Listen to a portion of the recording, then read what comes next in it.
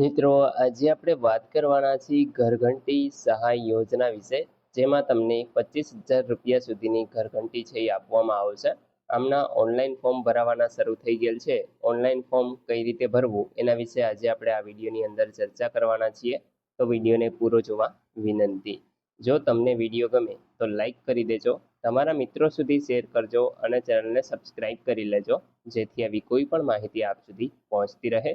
તો ચાલો શરૂ કરીએ. મિત્રો, સૌપ્રથમ તો તમારે ઈ સમાજ કલ્યાણનું પોર્ટલ ઓપન કરી લેવાનું છે. અહીંયાથી તમારે ગુજરાતી સિલેક્ટ કરી લેવાનું છે.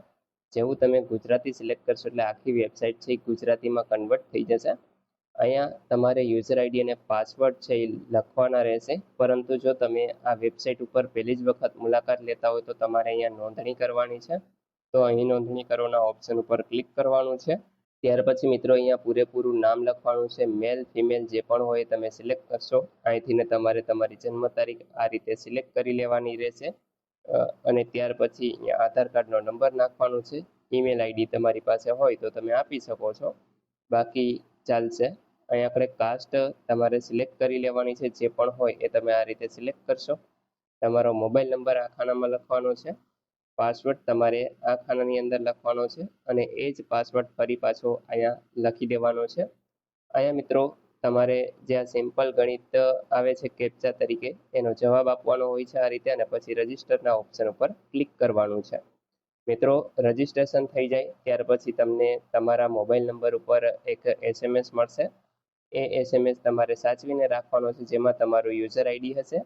ફરી પાછા હોમ પેજ ઉપર આવી યુઝર આઈડી અહીંયા લખી અહીંયા પાસવર્ડ આપવાનો છે અને કેપ્ચા લખી દેવાના છે, અને ત્યાર પછી લોગિન થઈ જવાનું રહેશે. તો આપણે મિત્રો લોગિન થઈ અને આગળ વધીશું.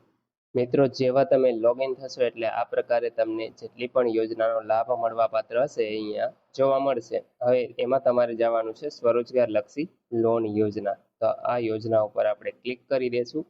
જેવું તમે ક્લિક કરશો એટલે યોજના વિશે માહિતી આવશે. મિત્રો, આ માહિતી આપણે પહેલા જે વિડીયો દ્વારા સમજાવેલી છે, તો તમે એ વિડીયો જોઈ લેજો. ડિસ્ક્રિપ્શનમાં હું લિંક આપી દઉં છું, તો ત્યાંથી તમે સમજી જશો કે કોને આ યોજનાનો લાભ મળશે અને ક્યાં સુધી લાભ મળવા પાત્ર થશે. તો આપણે અહીંયા ઓકે આપી અને આગળ વધીશું. તો મિત્રો, વ્યક્તિગત માહિતીમાં મેં અત્યારે ડમી માહિતી છે એ ભરેલી છે. તમે જોઈ શકશો કે અહીંયા જે રજિસ્ટ્રેશન કરેલું હશે અમુક વસ્તુ તમને ભરેલી જોવા મળશે. બાકી તમારે તમારો મોબાઈલ નંબર, ઈમેલ આઈડી અને મોબાઈલ નંબર છે માતા પિતાનો એ તમારે લખવાનો છે. તમારા રેશન કાર્ડનો નંબર લખી દેવાનો રહેશે. ત્યાર પછી મિત્રો પૂરેપૂરું એડ્રેસ છે એ તમે અહીંયા આપી શકો છો. એ જ રીતે નીચે કાયમી સરનામું છે એ તમારે જો બંને સેમ જ હોય તો એ ટીક માર્ક કરી શકો, અન્યથા ભરી પણ શકો છો. બાકી મિત્રો અહીંથી તમારે સેવ એન્ડ નેક્સ્ટ કરી દેવાનું રહેશે. તો જેવું તમે સેવ એન્ડ નેક્સ્ટ કરશો એટલે અરજીની વિગતમાં પહોંચી જશો. અહીંયા મિત્રો બિન અનામત વર્ગના પ્રમાણપત્રનો નંબર આવશે. બિન અનામતનું પ્રમાણપત્ર કઈ તારીખે તમે કઢવેલું છે એ તારીખ તમારે અહીંયા સિલેક્ટ કરવાની છે. ત્યાર પછી માતા પિતાનો જે પણ વ્યવસાય હોય તમે અહીંયા લખી શકો છો અને એનું સરનામું સામેની બાજુ આવશે. અહીંયા મિત્રો જે લોકો કુટુંબની જે કુલ વાર્ષિક આવક છે કે જેમાં પરિણીત મહિલા ઉમેદવારના કિસ્સામાં પતિના કુટુંબની જે વાર્ષિક આવક હોય એ લખવાની થાય છે. તો અહીંયા એ વાર્ષિક આવક લખવાની છે અને અહીંયા એ જ રીતે તમારે એ આવકનો પ્રમાણપત્ર નંબર લખવાનો છે. કઈ તારીખે દાખલો કઢાવેલો છે તારીખ તમારે લખવાની છે. જો તમે કુટુંબના અન્ય કોઈ વ્યક્તિઓએ આ યોજનાનો લાભ લીધેલો હોય તો અહીંયા હા સિલેક્ટ કરવાનું છે, બાકી ના સિલેક્ટ કરી દેવાનું છે. વિધવા અથવા તો અનાથની કેટેગરીમાં આવતા હોય તો હા સિલેક્ટ કરવાનું, બાકી ના સિલેક્ટ કરી અને આગળ વધવાનું છે. હવે મિત્રો અહીંયા તમે જોઈ શકો છો કે કેટલી બધી અહીંયા આપણે કીટ એટલે કે વ્યવસાયના જે પ્રકારો છે એ તમને જોવા મળે છે. તો એમાંથી મિત્રો આપણે સિલેક્ટ કરવાનું છે ઘરઘંટી. તો એ આપણે અહીં છે ગોતી લઈએ છીએ. ઘરઘંટી માટેનો જે સાધન સહાય છે એ મળે છે, તો એનો આપણે અહીંયા છે અનાજ દળવાની ઘંટી એવું પણ હશે, જો અહીંયા તમે જોઈ શકો છો. તો આ આપણે સિલેક્ટ કરી લેવાનું છે અનાજ દળવાની ઘંટી.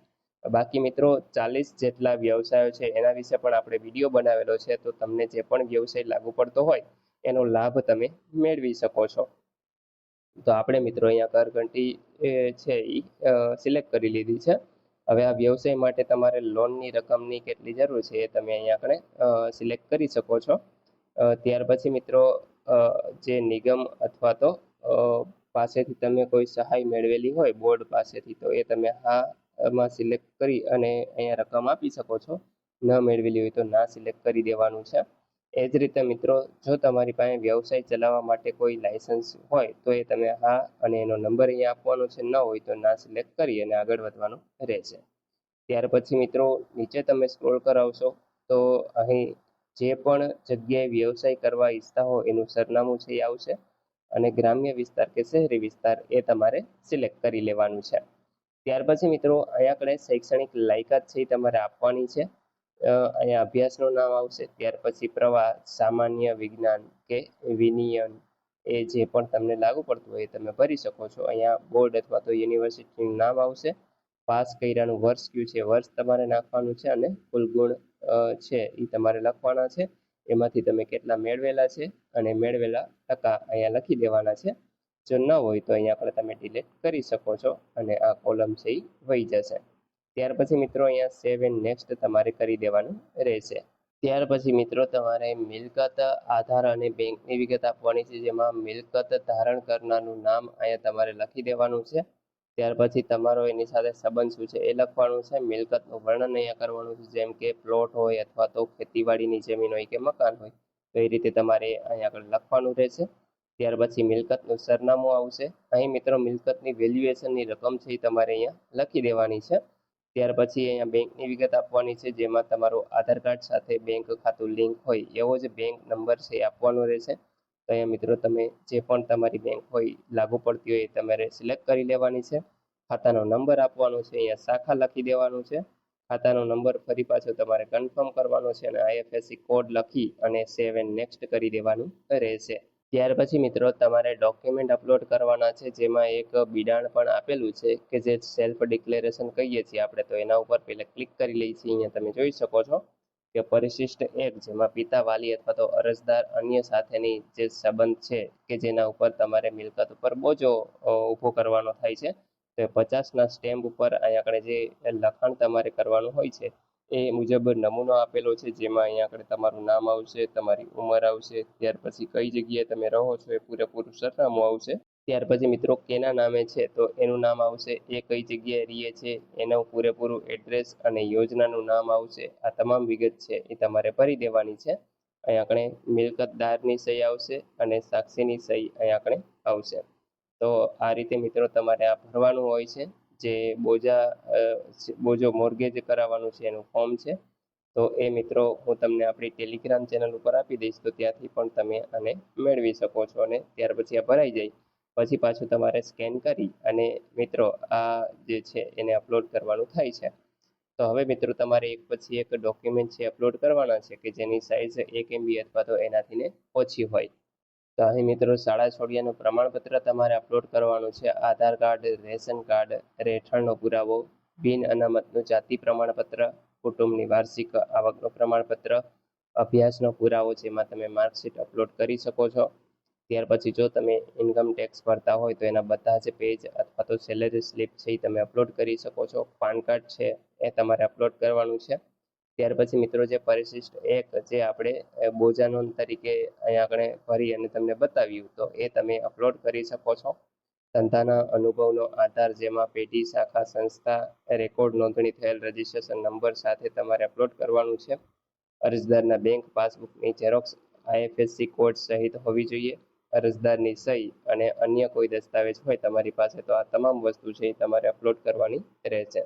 તો આ રીતે મિત્રો તમે અપલોડ કરી અને સેવ એન્ડ નેક્સ્ટ કરી દેજો. ત્યાર પછી મિત્રો આ તમામ શરતો છે એને તમારે વાંચી લેવાની છે. અહીંયા આપણે ટિક માર્ક કરી દેવાનું છે અને સેવ એપ્લિકેશન કરશો એટલે તમારું ફોર્મ છે એ અહીંયા સબમિટ થઈ જશે. અને તમને જ્યારે પણ તમારું ફોર્મ મંજૂર થશે ત્યારે તમને કહેવામાં આવશે. ત્યાર પછી મિત્રો તમે ઘરઘંટી છે એ ખરીદી શકો છો અને વ્યવસાય છે એ શરૂ કરી શકો છો અને તમને સરકાર દ્વારા સહાય છે એ પૂરી પાડવામાં આવશે. તો મિત્રો આ રીતે તમે આ જે ઘરઘંટી સહાય યોજના છે એનું ફોર્મ ભરી અને વ્યવસાય શરૂ કરી શકો છો. આશા રાખું છું કે તમને આ વિડીયોની અંદર સંપૂર્ણ માહિતી મળી ગઈ છે. તેમ છતાં પણ કોઈ પ્રશ્ન હોય તો તમે કોમેન્ટ દ્વારા પૂછી શકો છો. વિડીયોને લાઇક કરી દેજો, તમારા મિત્રો સુધી શેર કરજો અને ચેનલને સબસ્ક્રાઇબ કરી લેજો, જેથી આવી કોઈ પણ માહિતી આપ સુધી પહોંચતી રહે. વિડીયો જોવા બદલ આપનો ખૂબ ખૂબ આભાર. મળીએ એક નવા વિડીયો સાથે. ત્યાં સુધી જય હિન્દ.